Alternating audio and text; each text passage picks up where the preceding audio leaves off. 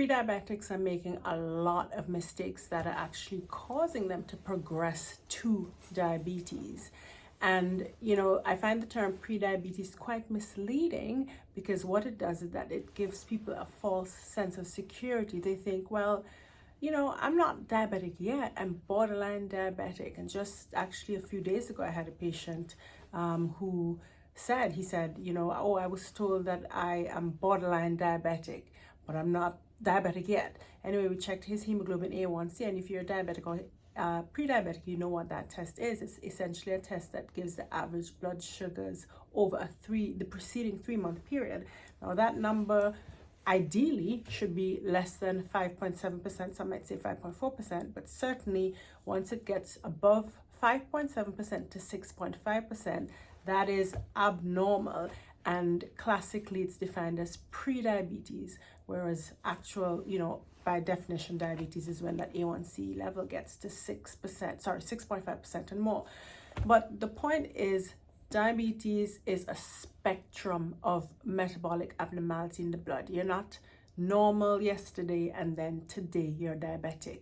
The changes in the body that result in diabetes developing happen over a period of years and sometimes even decades. Okay, so for those of you, if you have a diagnosis of pre-diabetes, it means that for several years before, maybe up to 10 years, there were these changes, right, causing the insulin in your body to not work efficiently, and so you had more and more difficulty keeping blood sugar levels down. And so slowly, very slowly over years, the blood sugar creeps up slowly to the point where eventually you develop diabetes. So in my opinion, pre-diabetes is actually diabetes, but not yet requiring medications.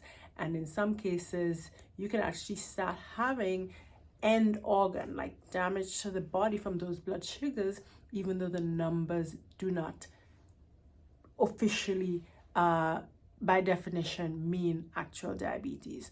Now, what are 3 of the things? There's several mistakes a lot of pre-diabetics are making that are actually resulting in them progressing to outright diabetes, and I'm going to go over 3 of these mistakes that are being made. The first one I alluded to is essentially believing that you are not diabetic yet. Like we said, it's a spectrum where you are consuming large amounts of sugar, and our body likes to keep sugar in a nice balance, a nice normal level, maybe 100 to 120 range for blood sugar. But as you have more and more sugar, the body's struggling more and more over time to maintain those nice normal levels, and eventually that insulin, which is what controls the blood sugar, eventually the cells get tired of being bombarded by insulin, and so they just basically block out insulin. And so the body tries to produce even more insulin to get it to work, to keep those sugars down, and just over time what you have is insulin resistance, where the body is just not responding to insulin, and eventually you go on to become diabetic. So what I usually tell my pre-diabetic patients is that no, you're diabetic, but you just don't need to take medications yet. But you absolutely need to start eating as if you got the official diagnosis of diabetes. To prevent this progression of insulin resistance, you need to definitely start cutting down your added sugar intake. And the recommended daily allowance of sugar for all of us, but definitely for diabetics, is to have no more than 24 grams in a 24-hour period. Every 4 grams is equal to 1 teaspoon, so that 24 grams equates to 6 teaspoons of added sugar. And so certainly a pre-diabetic should try definitely to be in that general range. Of course, the closer to 0, the better. So pre-diabetics need to think and believe that they are diabetic, and they need to adjust their lifestyle and their diet to live like a person who has the official diabetes diagnosis. Because if you continue to do the things that got you to be pre-diabetic, then obviously it's just going to progress to type 2 diabetes. Okay, so that's the first one, mistakenly believing that you're not diabetic yet. Second mistake that a lot of pre-diabetics make that causes them to progress to type 2 diabetes is that they don't realize that, I should say you, okay, because I'm going to assume that you watching this you're pre-diabetic. You don't realize that that starch is sugar, but just in another form. Now, when we talk about sugar, we classically think of table sugar, which is 50% glucose and 50% fructose. And glucose is the one that's basically stored away by insulin. Fructose has a whole different mechanism, where it's metabolized by the liver, and actually excess fructose also contributes to problems that, drive or cause the whole insulin resistance problem. But we're not going to talk about that in this video. So anyway, table sugar, the sugar that we talk about, it's 50% glucose, 50% fructose. Now imagine starch, which would be things like bread and rice and potatoes. Starch, as we know it, is essentially a string of glucose molecules. So it means that when we eat starch, it digests and breaks down straight to glucose. And believe it or not, something like bread, even white flour, whole wheat bread, will have a higher glycemic index than table sugar, because bread is 100% glucose, flour. It's just glucose, compared to table sugar, which is 50% glucose and 50% fructose. So you're not going to have as dramatic a rise with the same amount of grams, I guess, of sugar compared to the grams of bread. Okay, so a lot of people, I didn't even realize that before, that starch, bread, pasta, white rice, white potatoes, and so on, those do the very same thing to your blood sugar that sweetened drinks and so on will do to your blood sugar. So what we have is a lot of pre-diabetics, and even diabetics do it. We're talking about pre-diabetics.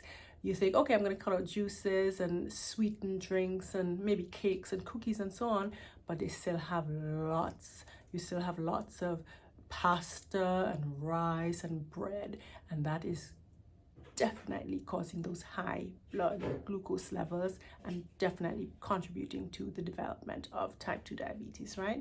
And then the last one I'm going to speak about is it's like misadvice that is actually in some of the, I guess, guidelines and so on. It's in the gestational diabetes guidelines from the Dietary Association, whatever, I forget the specific association, but essentially people are being advised to spread their carbohydrate intake throughout the day to keep blood glucose levels steady. And I saw somebody post this on social media once, and I had to click and see for myself it was Abbott or one of those nutritional supplement producers, pharmaceutical company, right, where they are recommending that people, gestational diabetics and even pre-diabetics, spread their carbohydrate intake over the day so that they have stable blood sugar levels or blood glucose levels.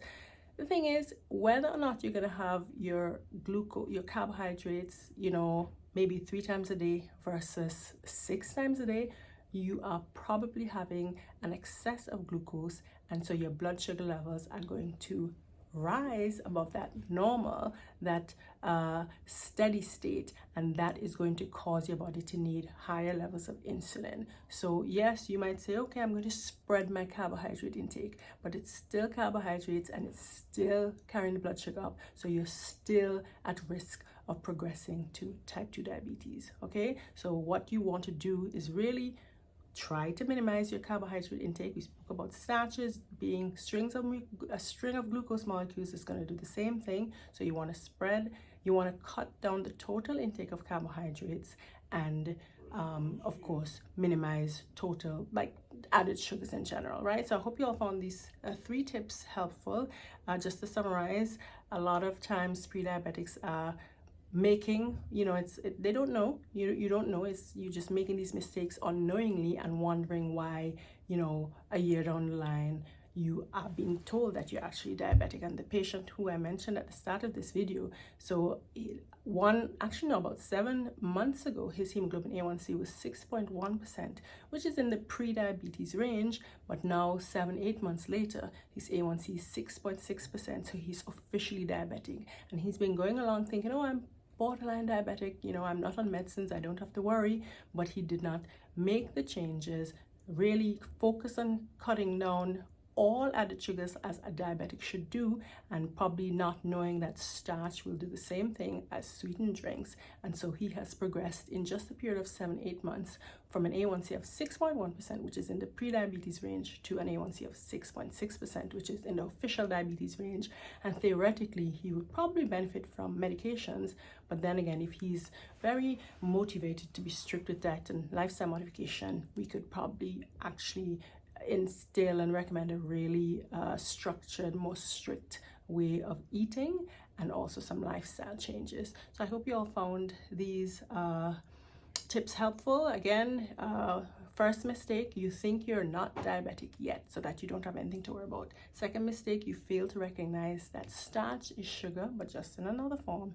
And then third, you think, okay, I'm going to spread my carbohydrate intake over the day rather than having it maybe 3 times per day, but you're still having the same amount of carbohydrate, and probably too much, really. Okay, I hope you all found these 3 tips helpful, or 3 mistakes. I hope I made you more aware, and that you can actually make some changes in your own way of eating, your diet and your lifestyle, so that you can reverse, decrease your hemoglobin A1C and prevent yourself from developing type 2 diabetes, outright diabetes, and reverse your pre-diabetes, because it absolutely is reversible.